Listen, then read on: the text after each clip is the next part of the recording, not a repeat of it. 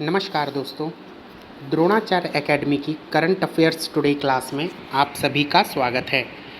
आज 2 जुलाई 2020 है और आज हम फिर से कुछ नए करंट अफेयर्स डिस्कस करेंगे। तो चलिए स्टार्ट करते हैं आज के नए विचार के साथ। दोस्तों, आज का विचार है, जीवन में ऊंचा उठने के लिए किसी डिग्री की ज़रूरत नहीं होती, अच्छे शब्द ही इंसान को बादशाह बना देते हैं। To rise high in life You don't need a degree. Good words can transform any person into a king. दोस्तों, इस विचार का अर्थ केवल यही है कि आपको जीवन में एक अच्छा इंसान बनने के लिए या ऊंचा उठने के लिए किसी डिग्री या किसी टाइटल की ज़रूरत नहीं है, बल्कि आपके शब्द ही आपको इंसान से बादशाह बना देते हैं। यानी आपकी जो गणना की जाती है अच्छे लोगों में, वो आपके शब्द ही करवाते हैं। तो याद रखिए, अच्छे शब्द का यूज़ कीजिए अपने कन्वर्सेशन में, और अच्छे शब्द ही इंसान को बादशाह बनाते हैं। इस बात का विशेष ध्यान रखें। तो चलिए स्टार्ट करते हैं आज का करंट अफेयर।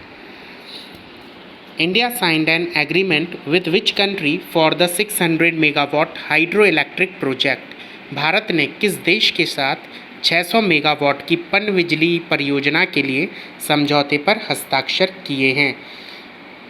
अभी हाल ही में भारत ने एक देश के साथ 600 मेगावाट की पनबिजली परियोजना के लिए एक समझौते पर हस्ताक्षर किया। हमें बताना है किस देश ने किया है। ठीक है, तो आंसर आएगा यहाँ भूटान। ठीक, तो बात कर लेते हैं।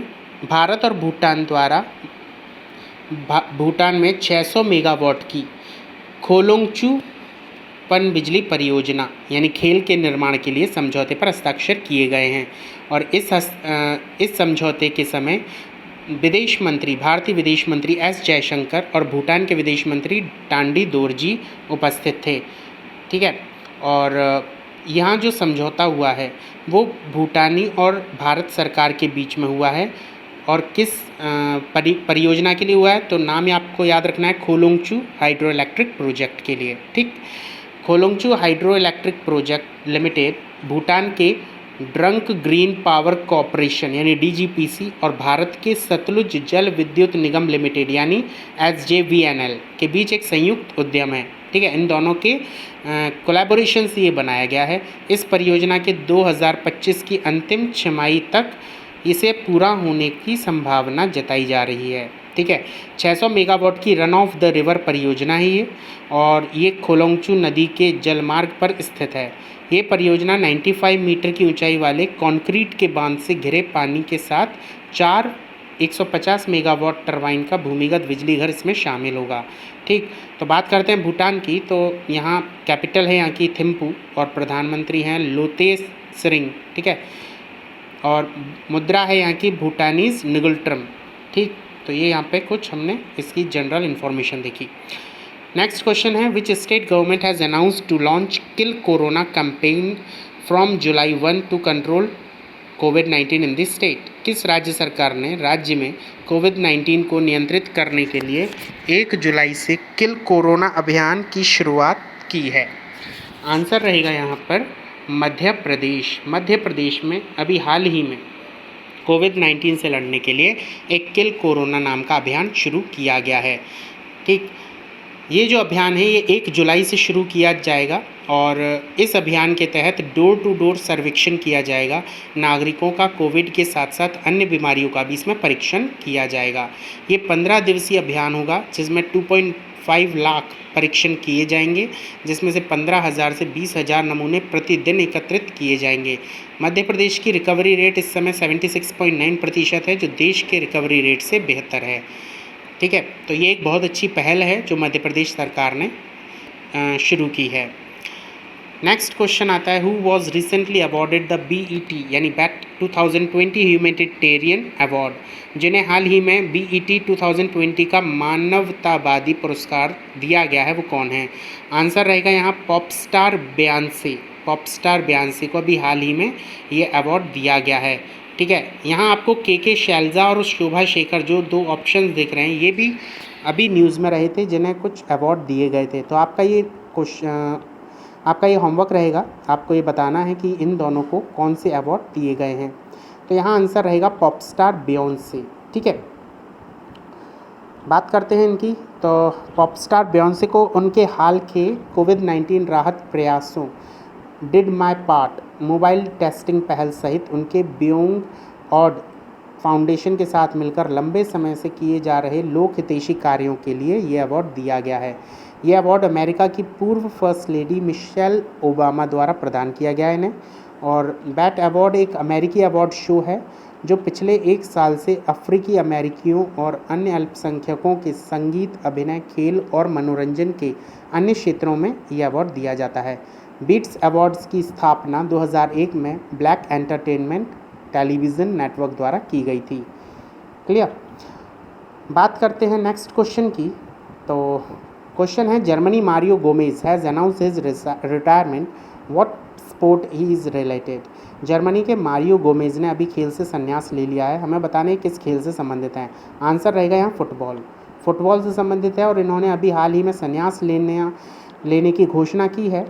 और जर्मन स्ट्राइकर कहा जाता है इन्हें, और इन्होंने 78 मैचों में 31 गोल किए थे और उन्हें अपने समय के सबसे बेस्ट फुटबॉलर में से एक माना जाता था।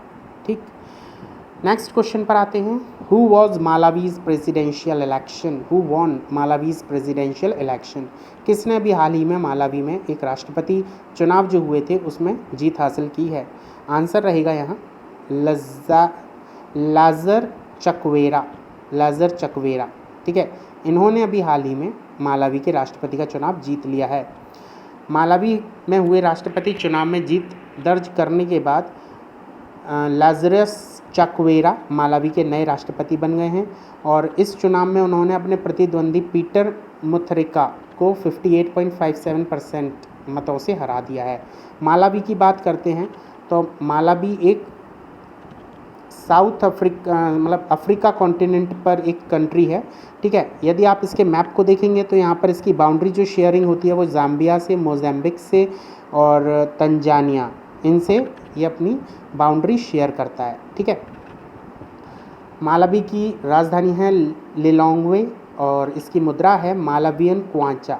ठीक है, Malawi officially the Republic of Malawi is landlocked country है साउथ ईस्टर्न अफ्रीका की, और इसे न्यासालैंड भी कहते हैं। और ये अपनी जो बाउंड्री है वो ज़ाम्बिया के संग, तंजानिया के संग और मोज़ाम्बिक के संग शेयर करता है। ठीक, तो यहाँ तक आपको समझ में आ गया होगा। नेक्स्ट क्वेश्चन है, in which state India's first lichen park has been developed. किस राज्य ने भारत का पहला लाइकन पार्क विकसित किया है। आंसर रहेगा यहाँ पर उत्तराखंड ने अभी हाल ही में भारत का पहला लाइकन पार्क विकसित किया है। ठीक, बात करते हैं इस पार्क की। तो उत्तराखंड के वन विभाग ने पिथौरागढ़ जिले में कुमाऊं के मुनस्यारी में भारत का पहला कवक पार्क यानी लाइकन पार्क विकसित किया है। लाइकन हिमालयन में 5000 मीटर तक की ऊंचाई पर होने वाली एक महत्वपूर्ण प्रजाति है क्योंकि ये प्रदूषण के स्तर से सबसे अच्छे जेवेंडाइटर माने जाते हैं। ठीक है, इस परियोजना का उद्देश्य विभिन्न लाइकेन्स प्रजातियों के वितरण, उनके निवास, उनके रूपात्मक और शारीरिक पहलुओं के सर्वेक्षण और साहित्य की समीक्षा करना, प्रजातियों का संस्थापन, मानव जाति और जलवायु कारकों सहित उनके अन्य स्थान पर होने से वर्तमान खतरों का अध्ययन करना ही इस पार्क का मुख्य उद्देश्य होगा। जुरासिक युग लाइकेन प्रजातियों का इस्तेमाल भोजन, इत्र, रंजक और पारंपरिक दवाओं में भी किया जाता है जो जुरासिक युग से विकसित हुई हैं। ठीक है, लाइकेन्स जिन्हें हम कवक भी कहते हैं एक प्रकार की वनस्पति है जो पेड़ों के तनों से, दीवारों से, चट्टानों से मिट्टी पर पनपता है। ये कई रंगों में और कई रूपों में पाया जाता है। ये कभी कभी पौधों की तरह दिखाई पड़ते हैं लेकिन लाइकेन पौधे नहीं होते हैं। लाइकेन का आकार में छोटी पत्ती रहित शाखाएं फ्लैट पत्ती जैसी होती हैं और ये पृथ्वी पर मौजूद सबसे पुरानी जीवित चीज़ों में से एक हैं। ये कई स्थानों पर पनप सकते हैं जिसमें से आर्कटिक टुंड्रा, गर्म शुष्क रेगिस्तानी चट्टानें, तटों, विशाखास्थ ढेर, छतें, नंगी चट्टानें, दीवारें, उजागर मिट्टी, हर जगह ये पाए जा सकते हैं। ठीक है, बात करते हैं उत्तराखंड की। तो उत्तराखंड के मुख्यमंत्री आप जानते हैं त्रिवेंद्र सिंह रावत और राज्यपाल हैं बेबी रानी मौर्य। अभी हाल ही में आपने सुना भी होगा कि चमोली ज़िले में स्थित गैरसैंण को उत्तराखंड ने अपनी उत्तराखंड में अपनी ग्रीष्मकालीन राजधानी के रूप में घोषित किया है। ठीक है, उत्तराखंड में ये जो लाइकेंस हैं इनकी 600 से अधिक प्रजातियां पाई जाती हैं। ठीक, और हिमाचल प्रदेश और जम्मू कश्मीर में भी क्रमशः 503 और 386 प्रजातियां पाई जाती हैं। सबसे ज़्यादा जो लाइकेंस की प्रजातियां हैं वो उत्तराखंड में ही पाई जाती हैं। उत्तराखंड में ये चमोली, चंपावत, पिथौरागढ़, नैनीताल, देहरादून आदि जगहों पर ये पाई जाते हैं। साथ ही यहाँ पर जो प्रजातियाँ हैं उनमें से हैं परमोट्रेमा परटैटम, उसनिया लोग्निसिमा, सर्कोजिमा प्रिविग्ना, है ना, अर्थोनिया इम्पोलिटेला। ओके, तो इस तरह की ये सभी प्रजातियाँ यहाँ पर पाई जाती हैं। तो यहाँ आपको कुछ ये प्रजातियाँ याद नहीं करनी, बट कुछ एक बार आपको पढ़ के रखना है, ताकि यदि गलती से एक आध क्वेश्चन में आता है तो आप उसे ईजिली आइडेंटिफाई कर सकें। नेक्स्ट क्वेश्चन है, on which day international day of parliamentarism is observe. किस दिन अंतर्राष्ट्रीय पार्लियामेंटिज्म अथवा संसदीय दिवस मनाया जाता है? आंसर रहेगा यहाँ 30 जून। 30 जून को ये दिवस मनाया जाता है। बात करते हैं इस दिवस के बारे में। तो 30 जून को ये दिवस मनाया जाता है और इस दिवस को मनाने का जो मुख्य उद्देश्य है वो है दुनिया भर में जो संसदीय प्रणालियां हैं उससे लोगों के रोज़मर्रा के जीवन को किस तरह वो बेहतर बनाती है। ठीक है, साथ ही संसदों के लिए चुनौतियों का सामना करना और उनसे प्रभावी तरीके से निपटने के लिए स्टॉप करने का एक मौका भी होता है। ठीक है, तो यहाँ पे जो मेन इस दिवस को मनाने का उद्देश्य है वो यही है कि किस तरह से जो पार्लियामेंट है वो लोगों के जीवन को और बेहतर बनाती है, इस चीज़ को हम लोगों को बताएं। ठीक है, तो उन प्रक्रियाओं को चिन्हित करने का ये दिन है कि संसद ने किस तरह से लोगों के जीवन को बदला। ठीक, इस दिवस की शुरुआत 2018 में संयुक्त राष्ट्र महासभा के एक प्रस्ताव के माध्यम से हुई थी और इसी के साथ इसके अलावा यह दिन अंतर संसदीय संघ यानी इंटर पार्लियामेंट्री यूनियन के गठन की तिथि को भी चिन्हित करता है। मतलब इसी दिन इंटर पार्लियामेंट्री यूनियन का गठन किया गया था, जो संसदों का वैश्विक संगठन है जिसे 1889 में स्थापित किया गया था। जो पूरे विश्व में संसद हैं उन सभी संसदों का एक वैश्विक संगठन यानी ग्लोबल ऑर्गेनाइजेशन जिसे हम इंटर पार्लियामेंट्री यूनियन कहते हैं, उसका गठन भी आज ही के दिन यानी 30 जून के दिन हुआ था।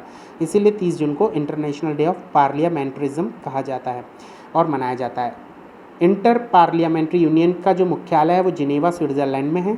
इसके वर्तमान अध्यक्ष गैब्रिएला क्यूवास बैरोन हैं। इसकी स्थापना 1889 में हुई थी और इसके महासचिव का नाम है मार्टिन चुगोंग। ठीक है, तो यहाँ तक आपको ये समझ में आ गया होगा। नेक्स्ट क्वेश्चन है, recently Geeta Nagabhushan has passed away, she was a famous. हाल ही में गीता नागभूषण का निधन हो गया है। हमें बताना है ये प्रसिद्ध थी, मतलब किस क्षेत्र से थी।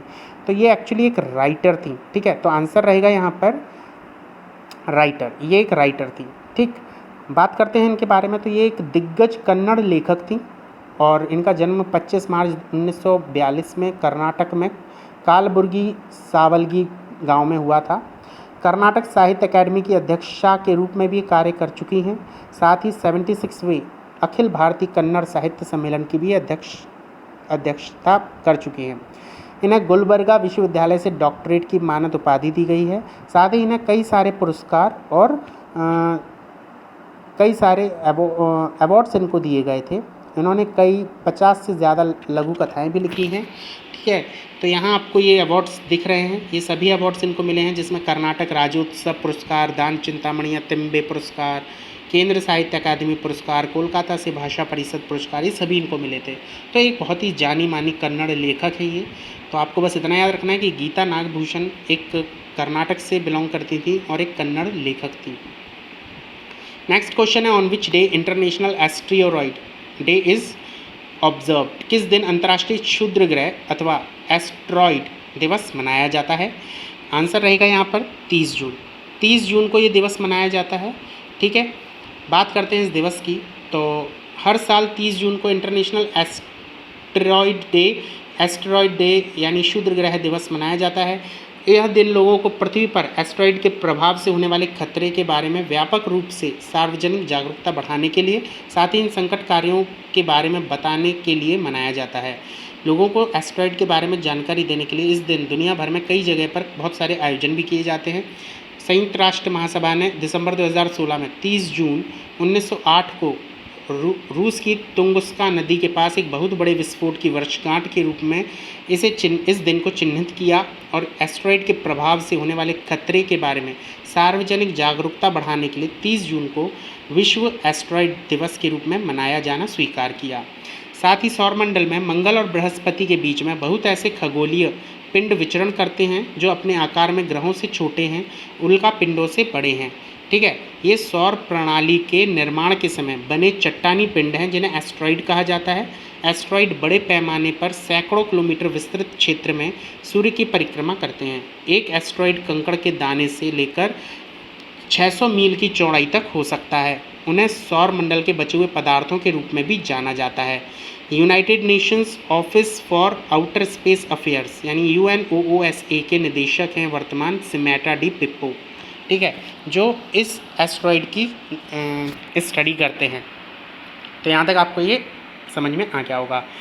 Next and last question is how many Chinese mobile apps were decided to block by the Indian government. कितने चीनी मोबाइल ऐप्स को इंडियन गवर्नमेंट ने अभी हाल ही में ब्लॉक करने का निर्णय ले लिया है। तो आंसर रहेगा यहाँ 42 टोटल 42 सॉरी यहाँ थोड़ा सा गड़बड़ हो गया है एक्चुअली, टोटल है 59। ठीक है, यहाँ हमने दिया नहीं है, इसमें कोई भी ऑप्शन नहीं है एक्चुअली, आंसर रहेगा यहाँ 59। ठीक है, 59 ऐप्स को यहाँ पर बंद किया गया है। ठीक, बात करते हैं इसके बारे में। तो इलेक्ट्रॉनिक्स और सूचना प्रौद्योगिकी मंत्रालय ने घोषणा की है कि भारत सरकार द्वारा 59 चीनी मोबाइल ऐपों को ब्लॉक करने का निर्णय लिया गया है जो भारत की संप्रभुता और अखंडता, भारत की रक्षा, राज्य की सुरक्षा और सार्वजनिक व्यवस्था के लिए नुकसानदेह है। मतलब ऐसे चीनी मोबाइल ऐप जिनसे हमें ये भारत सरकार को लगता है कि भारत की अखंडता, संप्रभुता, भारत की रक्षा और राज्य की सुरक्षा के लिए ये ज़रूरी है इन मोबाइल ऐप्स को ब्लॉक करना। तो वहीं भारत सरकार ने इन 59 चीनी मोबाइल ऐप्स को ब्लॉक करने का निर्णय ले लिया है। साथ ही ये जो सूचना प्रौद्योगिकी मंत्रालय है, इसने सूचना प्रौद्योगिकी अधिनियम की धारा 69A के तहत इस प्रक्रिया को अंजाम दिया है। तो आपको यहाँ याद रखना है कि ये जो ब्लॉक किए गए हैं ऐप्स, इनको किस धारा किस अधिनियम की किस धारा के तहत ये कदम उठाया गया है। तो आंसर रहेगा आपका सूचना प्रौद्योगिकी अधिनियम की धारा 69A के तहत। ठीक है, तो यहाँ तक आपको ये समझ में आ गया होगा। और एक्चुअली एक बहुत ही गंभीर मामला हो सकता है क्योंकि कई सारे ऐप्स ऐसे हैं जो लोगों की पर्सनल इन्फॉर्मेशन को शेयर कर देते हैं। ठीक है, तो यहाँ पर एक तरीके से क्या इसे चोरी करना भी कहा जा रहा है, डाटा का चोरी करना। ठीक है, इसलिए ये कदम उठाया गया है जो इस इन्फॉर्मेशन को भारत से बाहर भी शेयर कर सकते हैं। ठीक है, तो बात है यहाँ पर केंद्रीय इलेक्ट्रॉनिक्स और IT मंत्री कौन हैं? रविशंकर प्रसाद। और वर्तमान केंद्रीय इलेक्ट्रॉनिक्स और IT मंत्रालय में राज्य मंत्री हैं धोत्रे संजय शामराव। ठीक है, तो यहाँ तक आपको ये समझ में आ गया होगा। तो यहाँ हमारे करंट अफेयर्स ख़त्म होते हैं। तो चलिए, thank you everyone and best of luck for your upcoming exams. So please like and subscribe to my channel and press the bell icon button to get my new videos. Thank you everyone.